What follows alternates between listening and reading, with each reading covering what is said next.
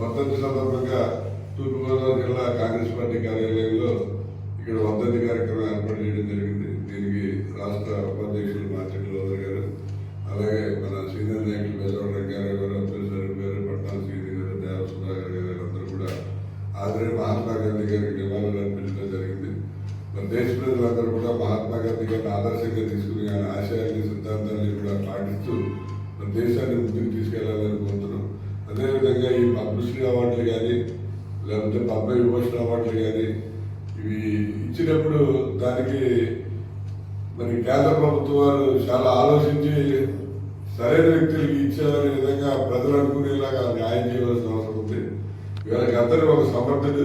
అటువంటి సమర్థమైన వ్యక్తికి మరి రాష్ట్ర ప్రభుత్వం వారు తెలంగాణ రాష్ట్ర ప్రభుత్వం రికమెండ్ చేసినప్పటికీ కూడా ఇక్కడ కాంగ్రెస్ పార్టీ అధికారులు